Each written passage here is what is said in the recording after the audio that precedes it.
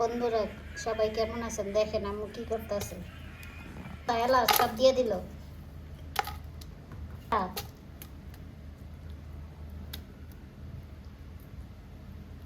দিয়ে দিছে, সব দিয়ে দিছে, এখানে টাটাও দিয়ে দিল,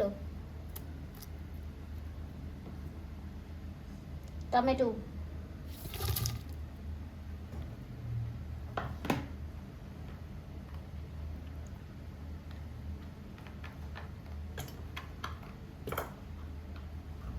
এখন দিয়ে দিব কাঁচামরিচ, বেশ কিছুটা ঝালের লেগে।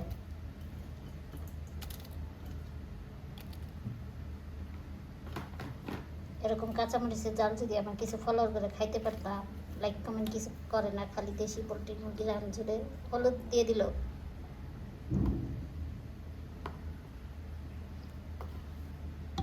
মরিচ দিয়ে দিল। এখন এগুলার একটু রান্নার সয়াবিন তেল দিয়ে ভালো করে ডলা দিব। এরকম ডলাটা আমার ফলোয়ার করে দিলেও ভালোই দেয়। কিল্লিকে লাইক কমেন্ট করেন, ফলো দিয়ে আবার কিল্লিকে আনফলো করে আলাই, এটা কি ভালো কথা?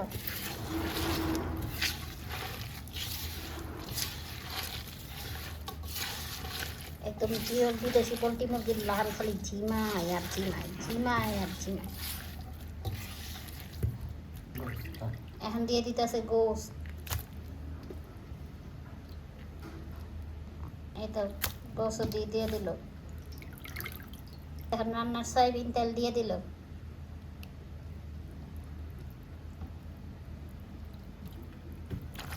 এখন আবার এটাকে দিব ভালো করে চলা।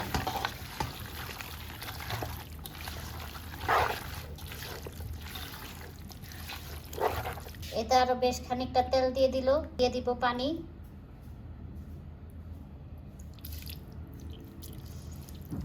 এটা তো মনে হয় হাতেই কষানো হয়ে গেছে। বসাই দিলাম, এখন ঢাকনাটা দিয়ে দিব। এটা এখন গোস্তটাকে একটু লাড়া দিবে। গোস্তটাকে লাড়া দিচ্ছে, কি সুন্দর ধোঁয়া ওঠা গোস্ত। কার কার খেতে ইচ্ছে করতেছে অবশ্যই চলে আসবেন। এটাও লাড়া হয়ে গেছে, পুরোপুরি হয়ে গেলে আপনাদের সাথে শেয়ার করবো।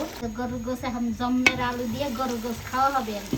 ঘেরা নাই কি গেল বলছিলাম না যে একটা মেলা আলু দিব গরুর গোসে।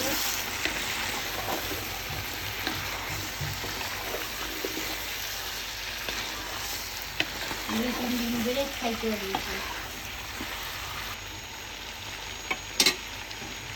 এই তো এখন আবার ঢাকনা দিয়ে ঢেকে দিয়েছি।